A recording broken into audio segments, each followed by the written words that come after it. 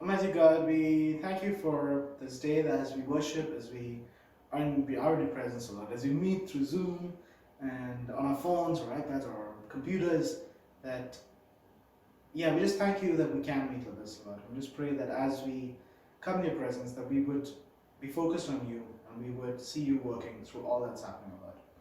We thank you that you give us this opportunity, this space to be here and, yeah, just to glorify you through this medium, O God. We're looking forward to seeing what you're going to do through all of this time. We praise you and we thank you for just who you are today. We just glorify you as we enter your presence, O Lord, as we come into your heavenly courts, O God. We just pray that, yeah, we would just be focused on you and we would see you through all of it, Lord, through everything that's happening. Amen. 1, 2, 3, go!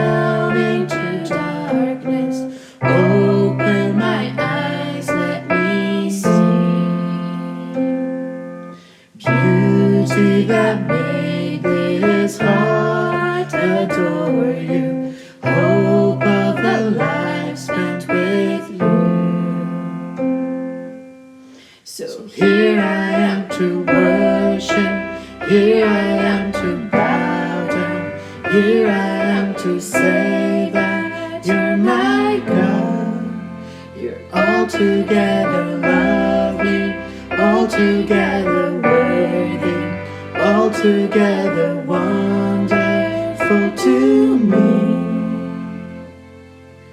King of all days, oh so highly exalted, glorious in heaven above.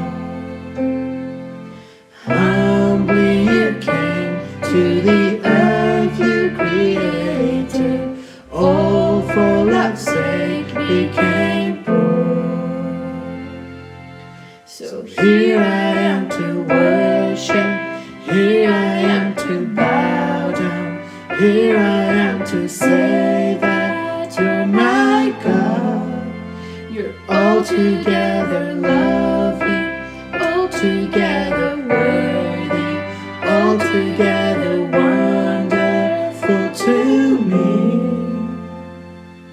I'll never know how much it cost to see my sin upon that cross, and I'll never know how much it cost to see my sin upon that cross.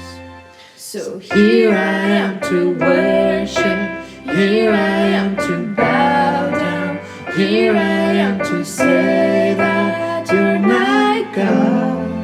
You're altogether lovely, altogether worthy, altogether wonderful to me. Here I am to worship, here I am to bow down, here I am to say that you're my God. You're altogether lovely, altogether worthy, altogether wonderful to me.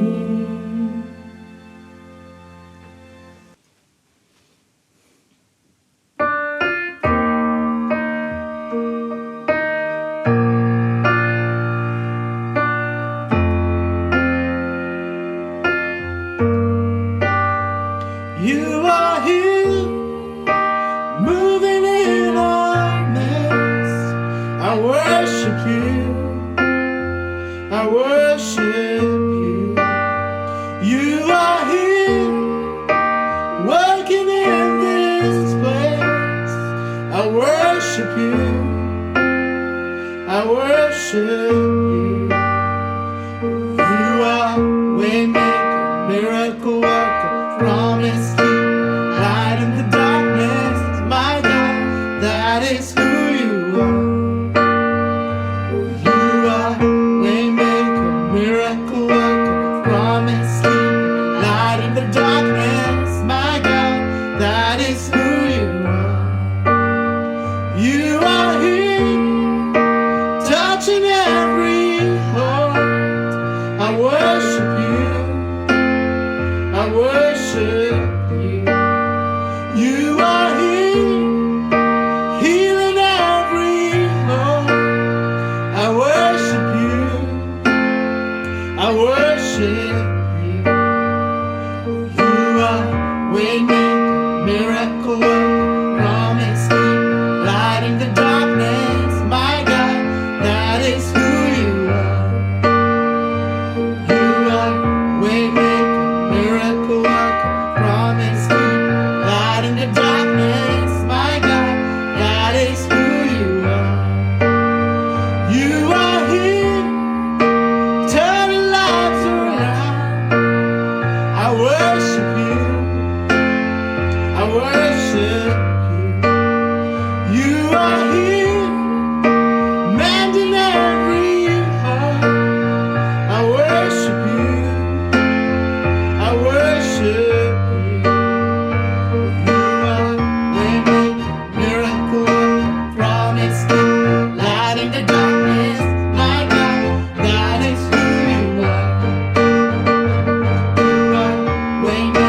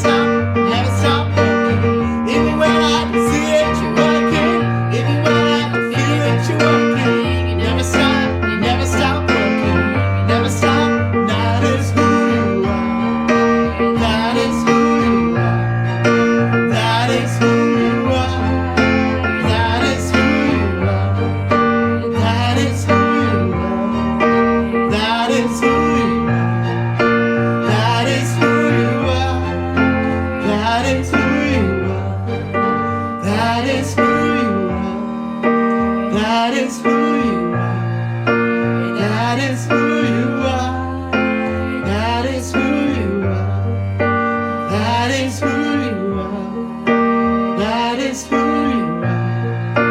That is who you are. That is who you are.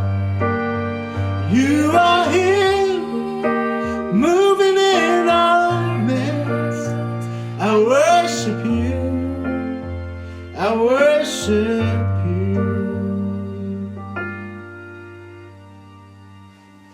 Thank you, Holy Father, just for who you are, Lord. Thank you that you're powerful. Thank you that you have invited us to your house. Thank you, Lord, that in you we have peace. Father, thank you for making us your children. In Jesus' name I pray. Amen.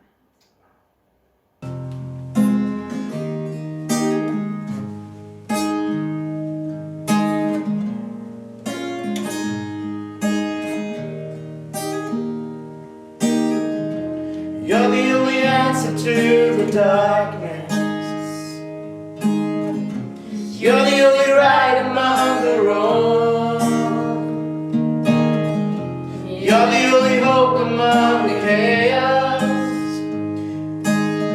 You are the voice that calls me on. Louder than every lie, my sword in every fight. The truth will chase away the night. Your name is power over darkness, freedom for the captive, mercy for the broken and the hopeless.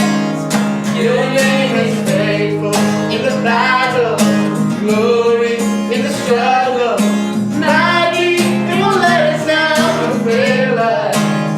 Your name is power. Your name is power.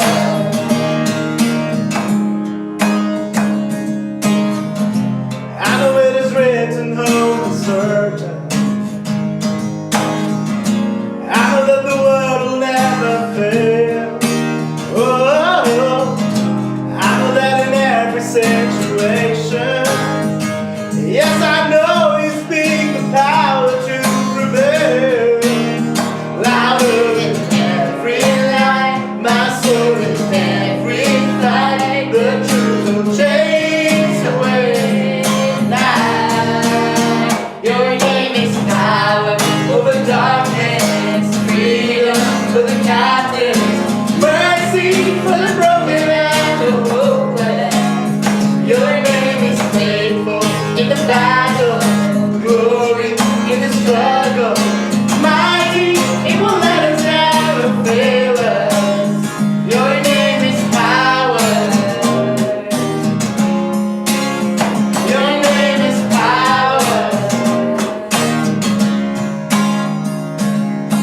When you speak, you scatter darkness, light arise and heaven opens. Holy Spirit, let us hear it. When we speak, the church awakens. We believe that change is coming.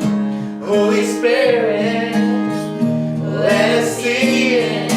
When we speak, you scatter darkness, light arise and heaven opens. Holy Spirit, let us hear it. When we speak, the church awakens. We believe that change is coming. Holy Spirit, let us see it. Your name is power over darkness, freedom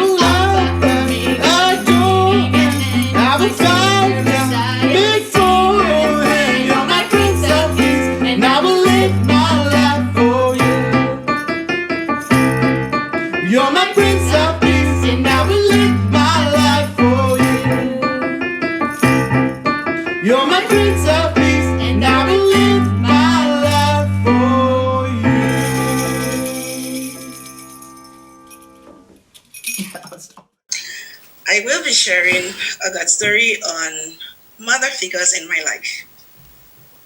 So, I've titled this God story, Oh Mother. There are so many women who have played the roles of mother figures in my life. But today, for the sake of time, I will speak of 5. Some you may know, and others you may not know, or rather, you don't know. So, the first and the second women I will speak of together. And here are the clues to who they are. One loves to paint and draw, and the other loves cats. One is a mother of 2, and the other is a mother of 5, and both of them are in our church. I hope you have an idea of what I'm talking about. One loves cats, and the other loves to draw and paint. One is a mother of 5, and the other is a mother of 2. They both took me under their wings at a time when I was very vulnerable and in need of support and understanding. In the midst of a challenging season in my life, these women gave me listening ears and words of encouragement that gave me hope. Their advice were very similar, yet distinct. And both of them said words that labeled what I was going through, which made it easy for me to find my way and gain clarity. Their words of kindness, willingness to listen and understand made me feel safe and made me feel the love of a mother. Thank you. Should I mention their names? They know themselves. I'm not going to mention their names. Okay. This third woman I'm going to talk about, she's also someone that we all know. Her trademark hobby is cooking. And if you want one more clue, she's from Indonesia. This woman is someone who has taught me a great deal in life. Her life of hospitality has inspired me greatly. And every chance I've gotten to speak with her, she leaves me with something to think about. And when I visit her, she feeds my mouth with so much food, which the lockdown has not allowed me get.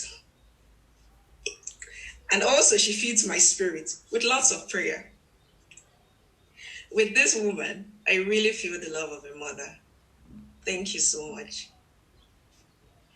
The fourth woman I'm going to talk about is someone that none of us knows, apart from me.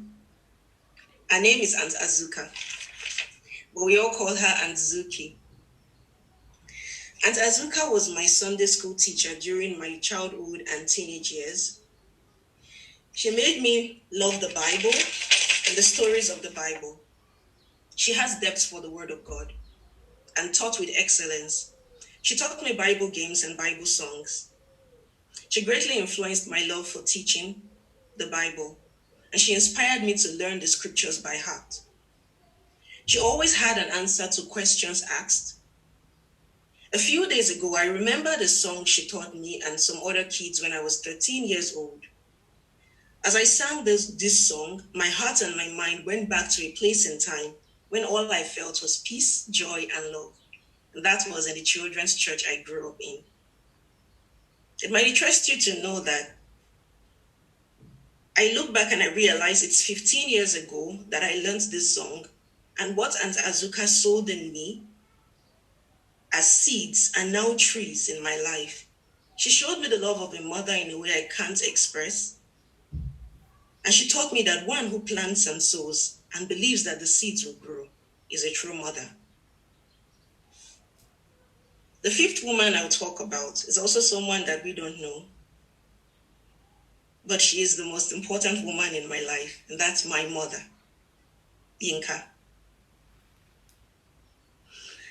She is my biological mom and the very first spiritual mother in my life. My mom is exceptional. She's an embodiment of strength, wisdom, kindness, and so many things I can't express. She taught my siblings and I to value being good to others no matter how you are treated. When I was a kid, there was a cup she bought for my dad. And written on this mug cup, it said, Hard work does not kill, but laziness destroys. These were values that she instilled in my siblings and I, and these values have helped us in our walk in life. She led by example. There's a lot I would love to say about my mom, but for the sake of time, I can't. For now, all I can say is my mom, she's my real hero. Now, here are the lessons to learn from our mothers. None of these women I mentioned is perfect. The various traits that make up their unique personalities is what gives them their distinct characters. They are strong, at the same time, they are weak. But in their imperfections, they choose to give love, support, kindness, advice, wisdom, knowledge, listening ears, discipline, protection to their loved ones. They do this again and again. This is what makes them mothers. They do this even though they bear the scars of life as individuals. In conclusion, a mother is not necessarily one who gives birth to a child, but one who positively impacts the life of a child and sows seeds that will grow in time and help that child live a better life than even the mother herself. I hope we've all been inspired by our mothers and these women I have been able to talk about today. I wish I could talk about many more women who have impacted my life, but I'm grateful to be able to mention these few, and I hope we all will be encouraged to sow seeds into the lives of people around us, knowing fully well that in every one of us are the instincts of a mother. Thank you. Happy Mother's Day for everyone. And talking about Mother's Day, as a spiritual mother for these kids in Indonesia, maybe you know the Street Children Project. So many of us that joined to Indonesia with mission trip maybe already know these children personally, but some of you maybe don't know them. And normally we feed them, we teach them, and we send them to school. And normally per week we met them once, and regularly some of us, the workers in Indonesia, will visit their house. But during the Corona time, it's really difficult for them because these children normally work in the traditional market, but now they cannot work because of stay-at-home policy of the government, so they don't make any money.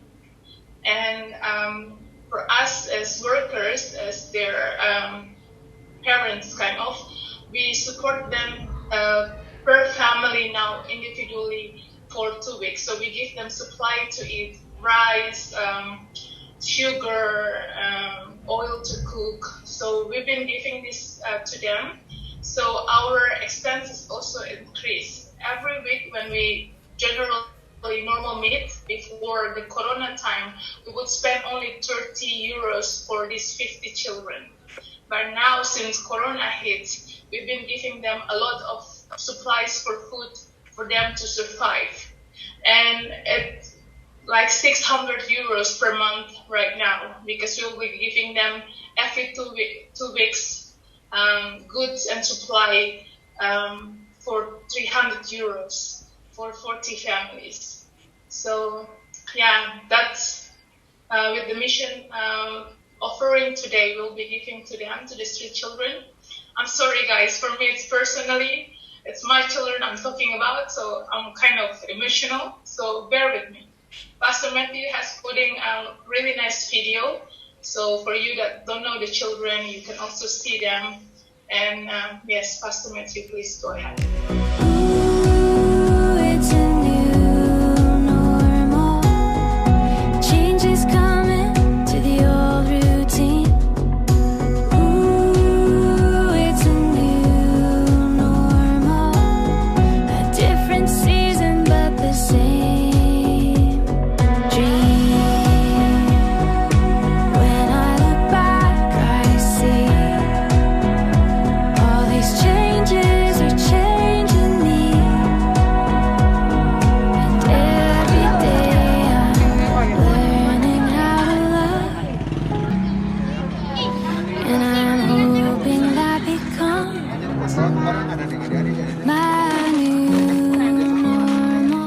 Changes coming to the old routine. Rusty, Feli, Ooh, Pati. it's a new Bermain make-make. normal. A different season, but the same dream.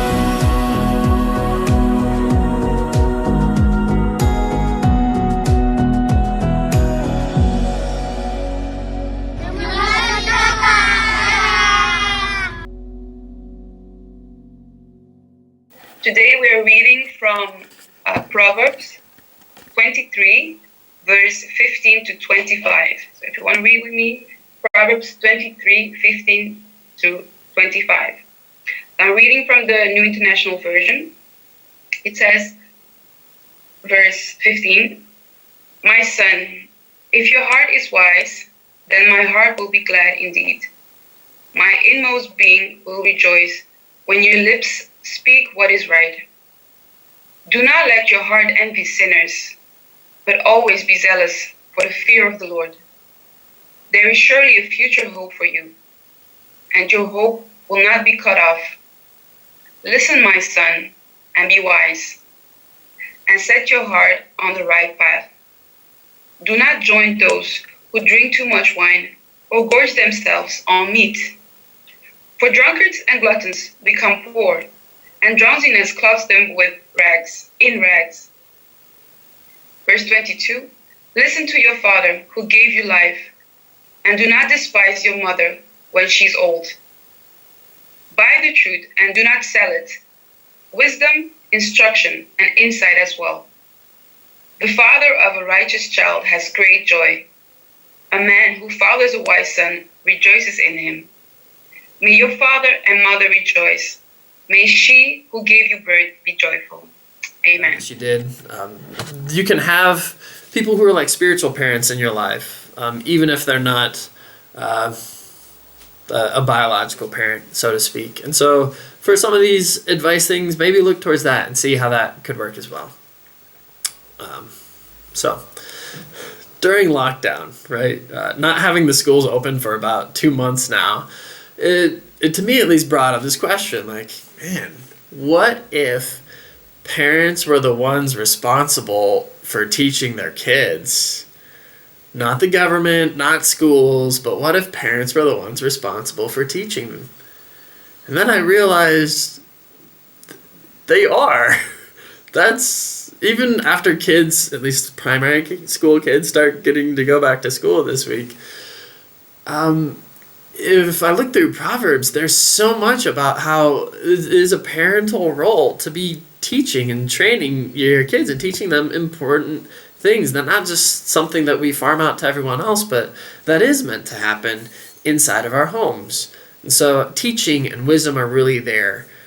Proverbs starts, first verse, with Solomon admitting that he's the child of someone else. And then he explains what Proverbs are for. And then verse 8. So chapter 1, verse 8 says, "My child, listen when your father corrects you and don't neglect your mother's instruction." So he's putting father and mother together, talking to a kid saying, okay, here's the reason for Proverbs, and then pay attention to your parents. And 2 more times in chapter 1, it's talking about a parent addressing their child. And then as you go through chapters 1 through 9, these are all like the setup for Proverbs. And chapter 2, chapter 3, chapter 4, chapter 5, chapter 6, and chapter 7 all start with some sort of variation of saying, my child, listen to me. It's almost the way that you know that it's going to be time to switch the chapter. Although there are even times throughout these chapters, like every chapter of those first ones starts with, okay, my child, I'm teaching you something. I want you to hear this. I want you to get this. And then chapter 8 doesn't start with that, but ends with that instead of saying, my child, pay attention, be listening. And then after chapters 1 through 9 that are the setup for Proverbs, from Proverbs chapter 10 going on is where we start to see what we normally think of as the Proverbs verses, where it's like 1 or 2 line couplet of these fancy sayings. So chapter 10 starts that, and the very first of those couplets is my child, listen when your father corrects you, don't neglect your mother's instruction.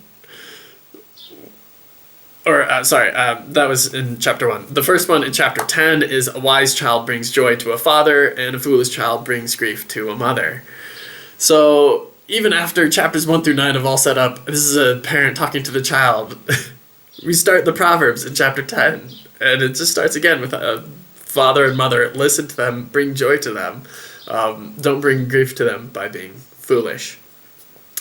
So I think an honest approach to Proverbs includes that it's so much about parents who are trying to provide wisdom to their child, and children being encouraged very strongly to accept it. But when we think of parents and children, we so often think of like little kids, and that, oh, this is the role of a parent when the child is under the age of 6, like correcting them and doing that. But when you read through Proverbs, this seems to be older. That this isn't just a parent talking to a 5-year-old.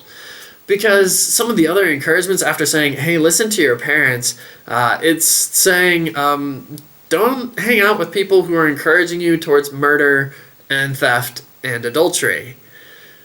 Now, I mean, it's not 6-year-olds that are plotting aggravated assault, right? Like, or at least not on a grand scale. You don't have 8-year-olds that are having affairs with other people's wives. Like, it's not just focused on information for little kids. So the advice is more than just, well, don't like pick your boogers in public, or make sure to eat your broccoli and your vegetables. But it's talking about these sort of older life issues that I do think you should start talking with your children about, even when they're younger. Do start young, talking about anger, and talking about violence, and talking about sex, and talking about money. Those of you who have met my parents will find it zero surprise that they started talking to me about all those things before I even remember what age I was. I never had that awkward first talk about like the birds and the bees, because whenever that was too young for it to even sink into my head.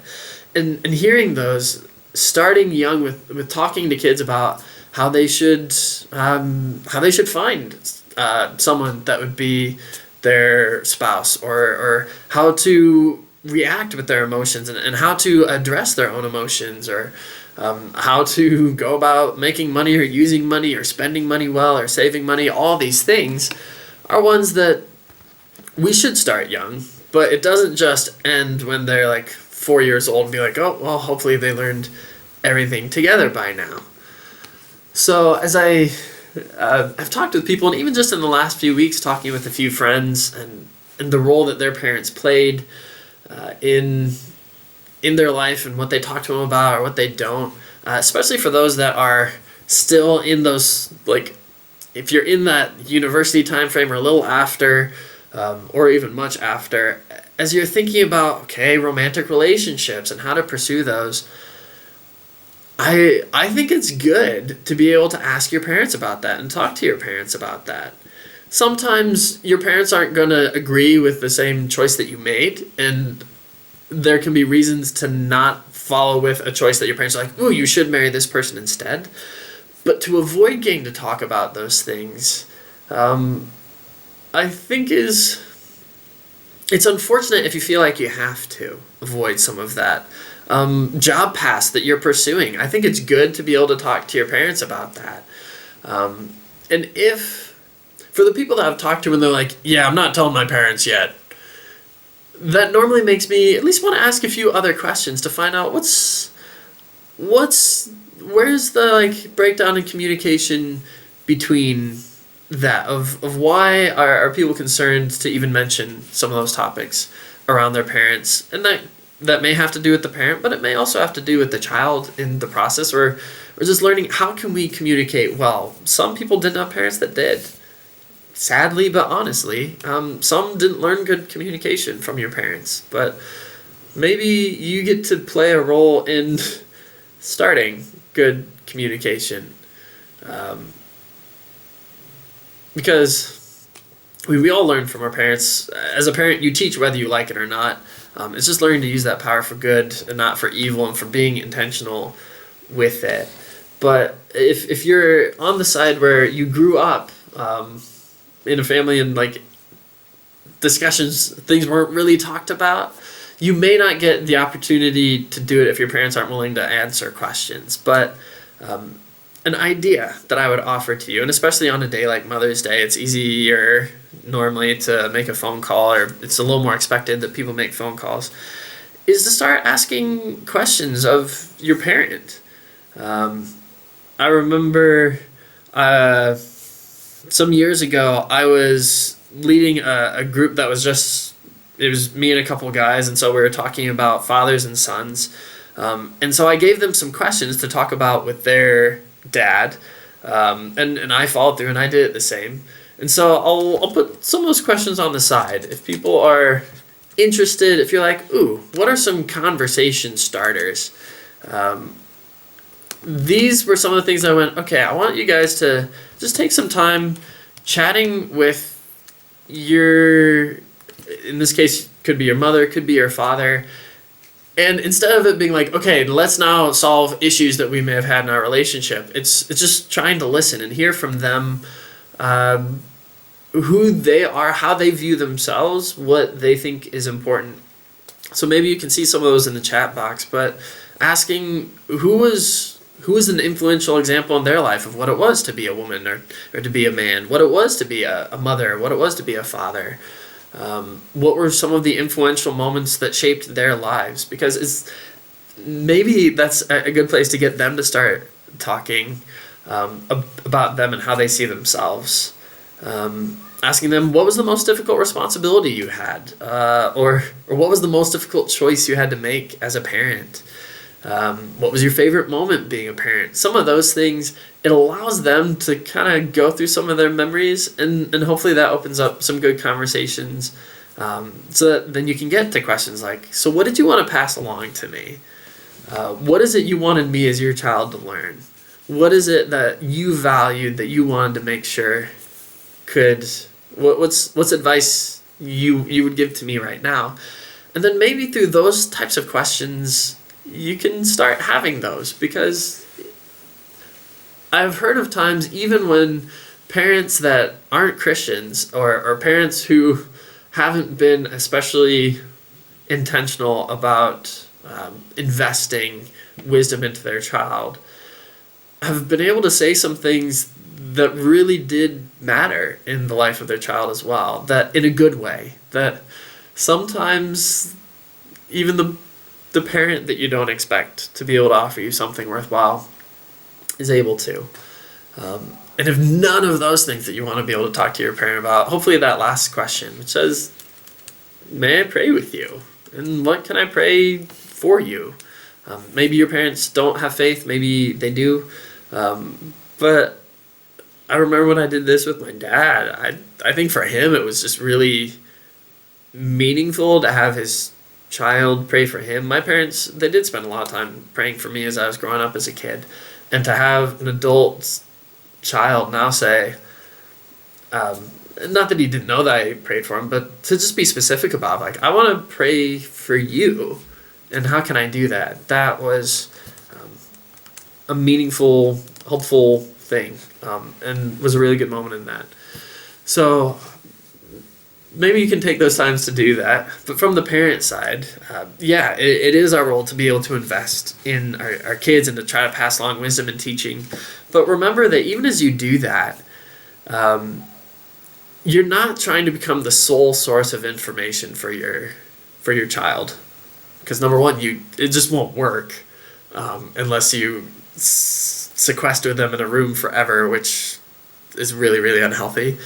Otherwise, like, kids are going to run across people. They're going to grow up. They're going to leave the house. You will never be able to stay their sole source of information. You can't be that. And you won't stay around forever either in their life in the same sort of way. But train your children to learn even when you're not there. That is part of the really important part of parenting, I find, is just as the parents in Proverbs are saying, we're giving you all this advice, we're trying to do that, but then they don't get to stand next to their kid in each one of these circumstances. So they're trying to tell them about, here are life situations that are going to come up for you, but we won't get to be there. And how can you choose to continue in wisdom? And that's part of why in the reading we had today, where the parent is saying, man, seek for wisdom. Try to get it and don't sell it. It's worth everything that you could have to get this wisdom. And the parent is encouraging their child to keep searching, not just saying, okay, only listen to me and never pay attention to anything else, but instead seek wisdom. And hopefully the parent is giving wisdom, but that they're also being able to find wisdom from other sources, and teaching people to be able to do that will help them long into the future. So I wanted to do a breakout room for just a little bit, and then we'll come back and we'll go a little further. But for this one, the first questions would be, you can answer kind of one or two questions, would be either what is some of the best wisdom that your parents have shared with you, or what is a question or a situation that you'd like to get some wisdom on. So I'll put together those breakout rooms, and you can think about, and you can keep it somewhat shortish, but create those breakout rooms, open them up, and then take some time to talk with one another and come back in. One other quick point to add right before I do that is, you can find people who are parents even if they're not your actual biological parent. My mom and dad are in their 60s, right? They're not young anymore. My grandparents have been dead for a while. But my parents have found another couple that's older than them in their church to sort of adopt as their parents, so that even in what's for most people older age, they haven't gone like, oh, we're done learning, but they've been able to find people. So I'm sure that everyone who's in our church, no matter whether you're in your teens or whether you're in your 60s, can find situations or could find other people to be some of those roles. So I'll open up those rooms. You guys can chat for a few minutes, and then in about, let's say, 7 minutes, I'll bring you back in.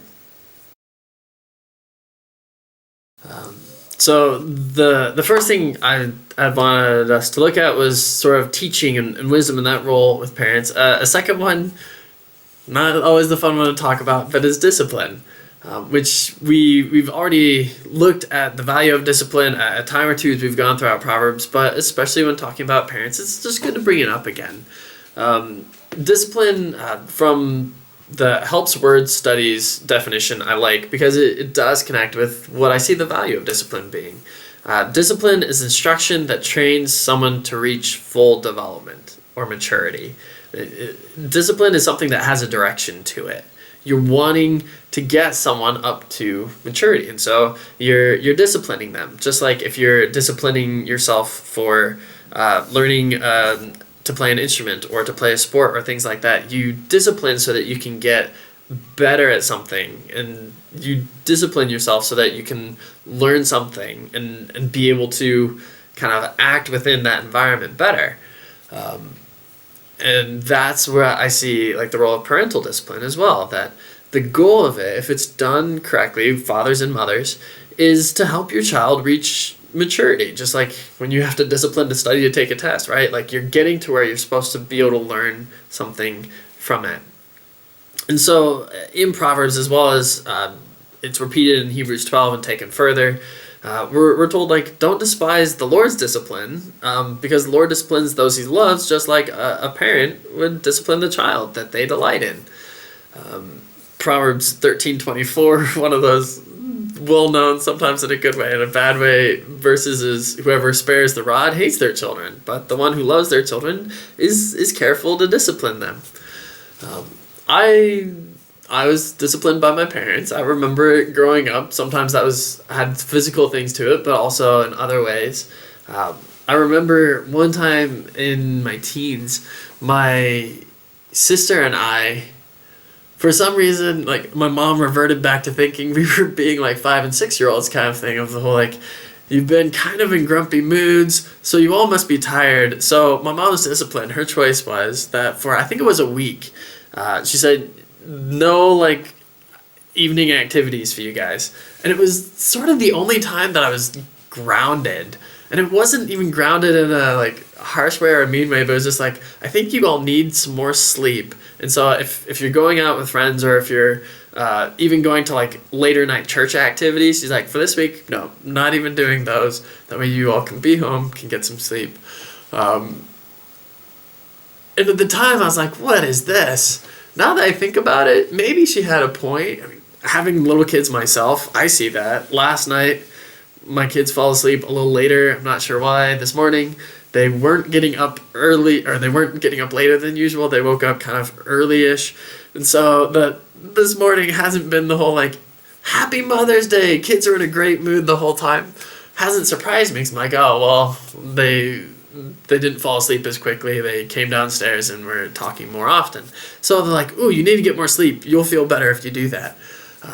I remember my mom doing that. That was a type of discipline for the goal of me hopefully reaching maturity.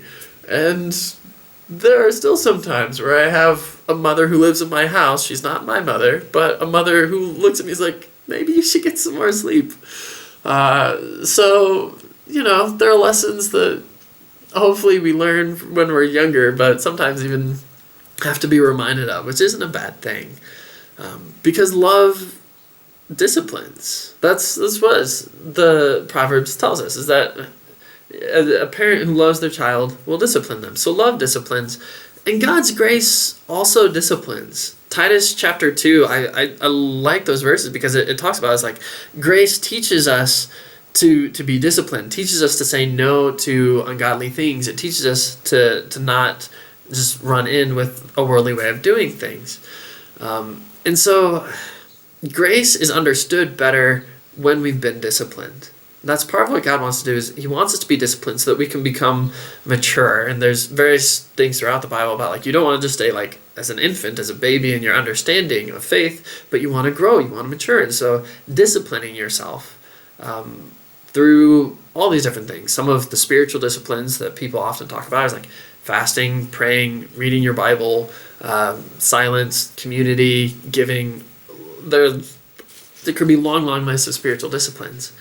But all of these are meant to help us mature, and that's part of God's grace to us. That's part of his goodness. Redemption has more meaning when we value cost. Like, if you don't understand how much something costs, then to replace it is nothing, right? Like, when you're a little kid, if you break something, you're like, ah! But, I mean, you don't know if what you broke just cost €2 or cost 2,000 euros. Like, for you, you don't understand the value of things nearly as well.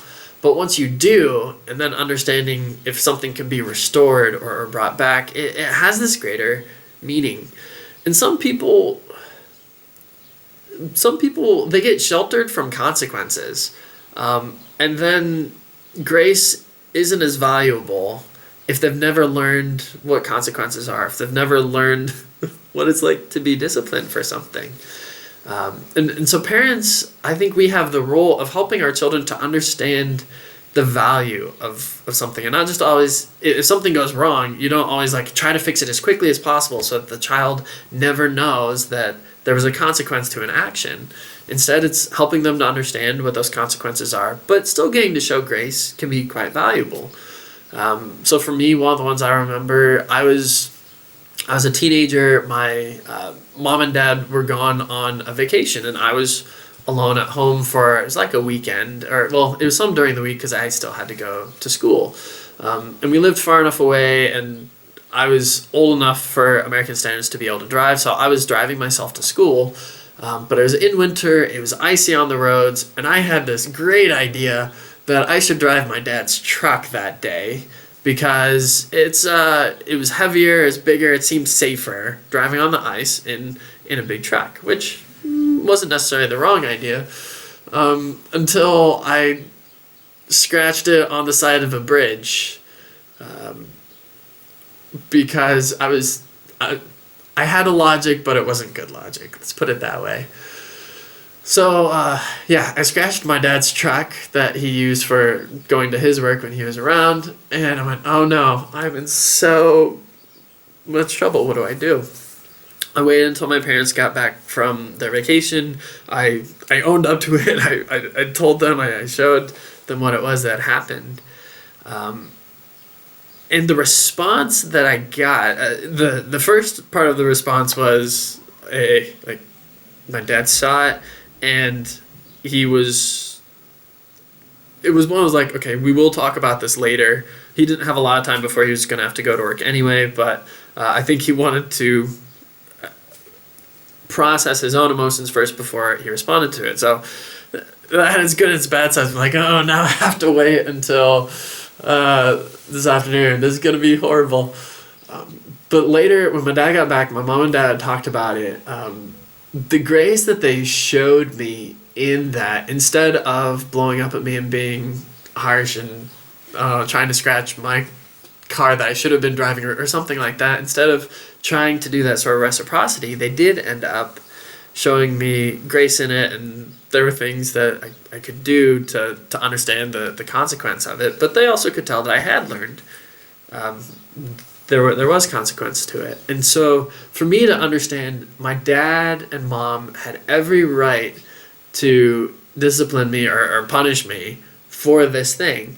Then when they showed me grace and didn't give me as heavy of a result as could have been, it made the grace that much more meaningful to me. Instead of just going, well, nothing would ever happen. I'd learned that discipline was good and that things did have value. And so then grace was all the more valuable to me.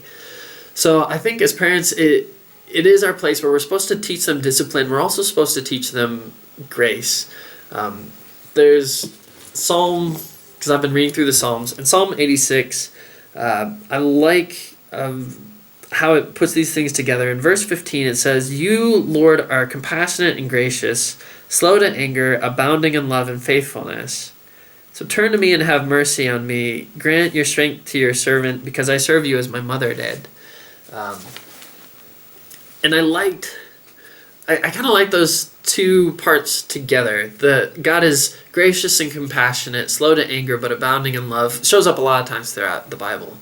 And then somehow that makes David, as he's writing this, think about his mom and how she served the Lord as well. And so I think somehow maybe his mom played a role in him understanding God's graciousness and compassionateness, his slow to anger, and his rich in love, and rich in faithfulness and mercy. So as parents, we want to example that to our kids, that they see that we serve the Lord, but that they also learn how he is gracious and compassionate and slow to anger by seeing the way that we respond to our kids as well. So with that idea of discipline, and parents getting to show discipline, I wanted to get us to break out into groups again. And what is a time of being disciplined that you now appreciate? Maybe you appreciated it at the time. Most likely you didn't, because almost none of us like discipline right when it happens. But is there a time that you can think of, and maybe that wasn't from a physical parent, maybe that was from a teacher at school or from someone, but what was a time of being disciplined that you now appreciate because you see the value of it? So I'll let you guys split out into the rooms and have another 6 minutes or so for that. So we looked at how parents are supposed to be teachers, passing along wisdom. Parents also have this role of helping their kids towards maturity and discipline. Some of the third side that I wanted to look at is how do we treat our parents, and what does Proverbs say about that? So there are, I would say, three main areas that I see of how we're supposed to respond to our parents. And to make it easy, I just put them in the side on the chat thing for you. But one, give your parents reason for joy instead of heartache. In Proverbs 10:1, Proverbs 15:20, Proverbs 23:25, all of these have this sort of, give your parents reason for joy, don't try to give them heartache. Now, obviously, this doesn't always work, in part because children are going to make mistakes, but also sometimes Like some parents have a heartache when their kids decide to follow Jesus, and then it's right for you to choose following Jesus instead. So there will be things where you can make a right choice, and that won't be what your parents rejoice in. But in general, if you live wisely, that does help. Well, how do we do that? Just some really short things from our Bible reading today in Proverbs 23. Some of the ways to be wise is don't envy sinners. Don't get stupid drunk with other drunkards. Don't gorge yourself with gluttons. Yeah, sleep is good, but don't let sleeping in like lose you a job or make you fail out of classes or things like that.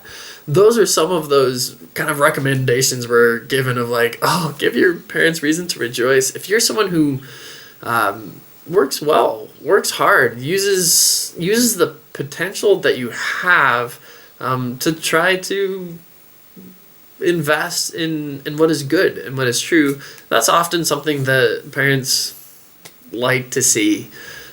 Instead of, oh, I just waste my time enjoying like my own stuff. I mean, parents want to see that their kids are enjoying life. Usually, that's a nice thing for a parent. But if it's just wishing that your life was like other sinners, like we're told, don't envy sinners, but instead choose for wisdom, which is living in God's way. So give your parents reason for joy instead of heartache as much as you can. A second thing is Proverbs talks often about how we use our words. Don't curse your parents. Don't ridicule your parents. Proverbs 20 verse 20 says stuff in that line. Proverbs 30 verses 11 and 17 bring that up. Sometimes it can be hard to find good things to say about people. And I know that can happen also with our parents if we're frustrated or if we see them making bad decisions. But even if you don't have to come up with lies about, oh, my parents were great, you can avoid cursing them. You can avoid ridiculing them. Some people grew up in a house where, like, I'm sorry was never heard. You can be one to change that. So with your parents, sort of similar to something that the Apostle Paul wrote later, like as long as it depends upon you, live at peace with others. You might not be able to solve everything that could have been going on in your family, or maybe your family works really well, but do what you can to live at peace from your side. And if there are things that you know, I should have responded differently. I should have honored my parents in a different way than I did. Take that opportunity now. There's no day like today that you get to live in to do that.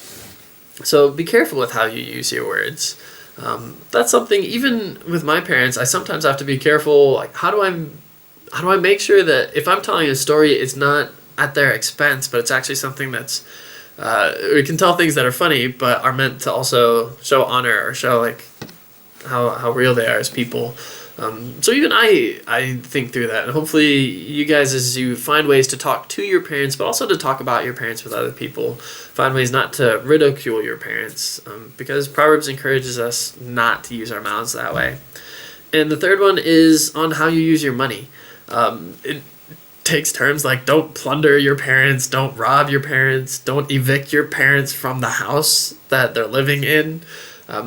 Not many of us are our parents' landlord, but that's sort of a system, or that idea of don't be taking stuff from your parents in a way to cause problems to your parents. As kids, especially as children growing up, it feels, as a parent, it feels like my kids are plundering me because I'm providing for them, right? Like I'm giving them food, I'm giving them all this stuff, and I'm giving them clothes, and sometimes that wears out, or if they break something or they rip something, I'm like, oh, I have to get the new thing for this. But there is the right valuable time of parents taking care of their kids and raising them towards maturity, and there's a lot of money that goes into that.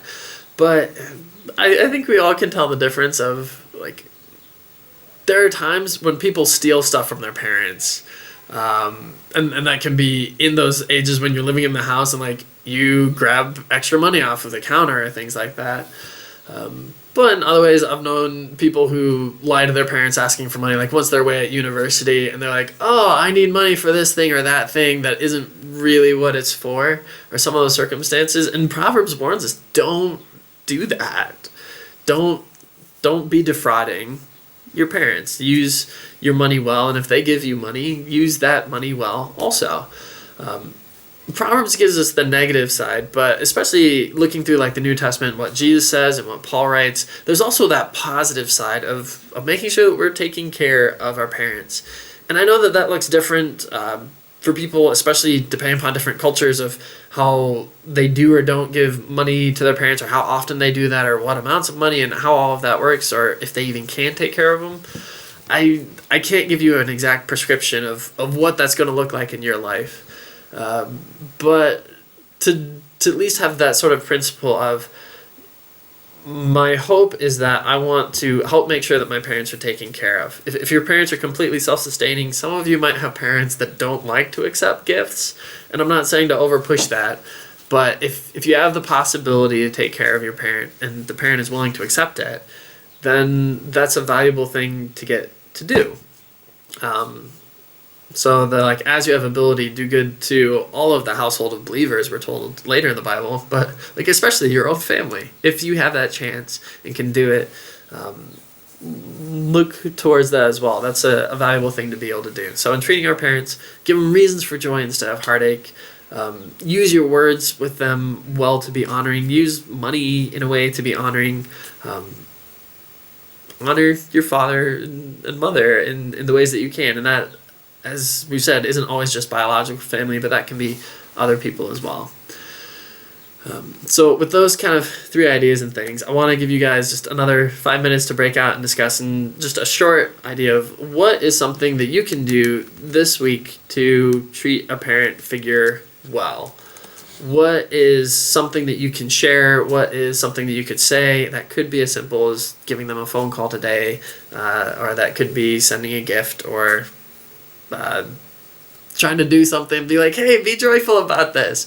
There are options, but we'll open up those rooms, and maybe some of you have ideas like, ooh, this is something I chose to do for Mother's Day, that others can be like, oh, that's a great idea, I want to try to do that too. But to share some encouragements on how can we treat those parent figures in our life well.